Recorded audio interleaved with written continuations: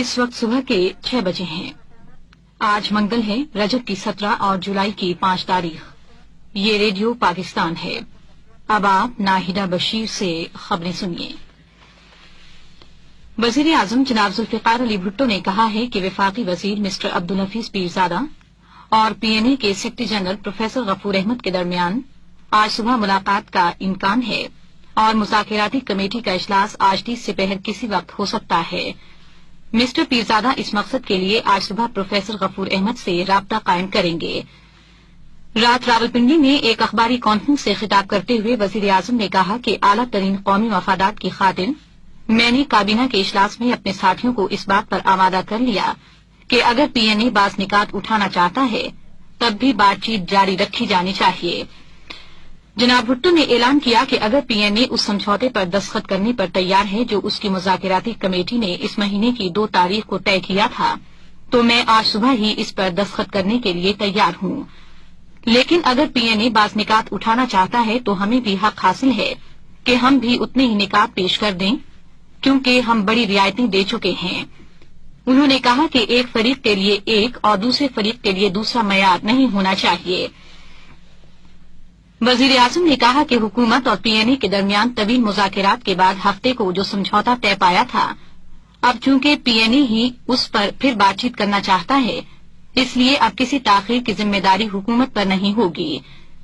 जनाब भुट्टो ने कहा कि इसमें कोई शक नहीं कि समझौता इस महीने की 2 तारीख को हो चुका था। पीएनए की मुज़ाकराती जमात को समझौता करने के लिए मुकम्मल इख्तियारात हासिल थे।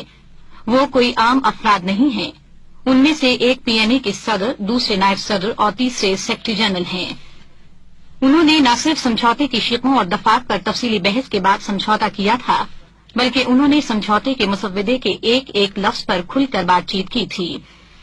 जनाब भुट्टो ने कहा कि पीएनए की मुज़ाकराती जमात हफ्ते के दिन बातचीत के बाद जब वापस जा रही थी तो उसके मेंबरों ने यकीन जाहिर किया था कि मरकजी कौंसिल की जानिब से समझौते की मंजूरी में कोई दुश्वारी नहीं होगी और कहा था कि ये महज ज़ाब्ते की कार्रवाई होगी। वजीर आजम ने इस बात की तरफ भी इशारा किया कि अगर पीएनए की मुज़ाकराती जमात को समझौता करने का इख्तियार न था तो फिर ये जरूरी था कि मुज़ाकरात में समझौते की एक एक शिक पर इत्तेफाक हो जाने के बाद पीएनए कौंसिल से इसकी मंजूरी ली जाती और फिर बातचीत आगे बढ़ाई जाती। उन्होंने कहा कि ये उसूल की बात है कि बातचीत में जब किसी नुक्ते को मंजूर या मुस्तरद कर दिया जाए तो फिर उसे दोबारा नहीं छेड़ा जा सकता। वजीर आजम ने कहा कि ये एक उसूल की बात है कि बातचीत के दौरान जब किसी बात को मंजूर या मुस्तरद कर दिया जाए तो फिर उसे दोबारा नहीं छेड़ा जा सकता और इस बात की कोई अहमियत नहीं है कि पीएनए ने अब जो निकात पेश किए हैं वो अहम हैं या नहीं। जो बात अहम है वो ये कि इन निकात के सबब अब समझौते पर फिर बातचीत का सिलसिला शुरू करना होगा। उन्होंने बताया कि पीएनए की मुज़ाकराती जमात इतवार की रात को जब मुझसे मिलने आई तो उसके एक मेंबर ने मुझसे कहा था कि कुछ और निकात पेश करते हुए अब खुद उन्हें शर्म आ रही है। उन्होंने कहा कि मैं उनका नाम नहीं लेना चाहता क्योंकि मैं उनका बड़ा एहतराम करता हूं। नवाबजादा नसरुल्लाह खान के इस बयान का हवाला देते हुए कि पीएनए ने 9 निकात पेश किए हैं, जनाब भुट्टो ने कहा कि पीएनए की मुज़ाकराती जमात ने तो दरअसल 11 निकात पेश किए थे और अगर उन्होंने इसकी तादाद कम करके 9 कर दी है तो मुझे खुशी हुई है और अगर वो इन निकात में और कमी कर दें तो मुझे और खुशी होगी। वजीर आजम ने एक मरतबा फिर वाज़े तौर पर ये बात कही कि मेरी जानिब से अब इस सिलसिले में कोई ताखीर नहीं हो रही है क्योंकि ये कौम के मुस्तकबिल का मामला है। रात कराची में सिंध काबीना की खुसूसी ज़ैली कमेटी का इजलास हुआ जिसमें कराची में बारिश से मुतासरा इलाकों में इमदाद और बहाली के कामों की रफ्तार का जायजा लिया गया। ज़ैली कमेटी के चेयरमैन मिस्टर अब्दुल वहीद कटपर ने बाद में अखबारी नुमाइंदों को बताया कि इमदादी काम तसल्लीबख्श तरीके से जारी है और मुतासरा अफराद के लिए काफी तादाद में इमदादी कैंप कायम कर दिए गए हैं।